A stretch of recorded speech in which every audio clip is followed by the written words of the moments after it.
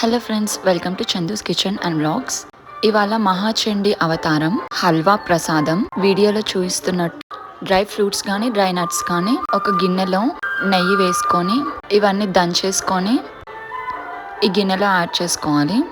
ఇవి light gold కలర్లో అయ్యాక రవ్వ యాడ్ చేసుకోవాలి.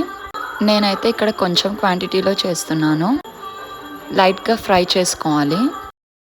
ఇది ఫ్రై అయ్యాక వేయించుకున్న రవ్వని ఒక ప్లేట్లోకి ట్రాన్స్ఫర్ చేసుకోవాలి. ఇప్పుడు నేను తీసుకున్న రవ్వకి 1 గ్లాస్ వాటర్ సరిపోతాయి కాబట్టి నేను ఇక్కడ 1 గ్లాస్ వాటరే తీసుకుంటున్నాను. నేనైతే మేము తినే తీపిని బట్టి చక్కెర వేసుకుంటున్నాను. వాటర్ ఇలాగా పూర్తిగా బాయిల్డ్ అయ్యాక చక్కెరని వేసుకోవాలి. ఇప్పుడు వేయించుకున్న రవ్వని ఈ షుగర్ సిరప్లో మెల్లమెల్లగా వేసుకోవాలి. సిమ్ ఫ్లేమ్లో పెట్టుకొని కలుపుకొని మూత పెట్టేసుకోవాలి. లాస్ట్లో దించుకునే ముందు 1 స్పూన్ నెయ్యి వేసుకోవాలి. నేనైతే హల్వా ఈ స్టైల్లో చేస్తాను. ఒక్కొక్కరు ఒక్కో స్టైల్లో చేస్తారు. నేనైతే ఇలా చేస్తాను. Give a like, share, subscribe, comment. Thank you for watching my video.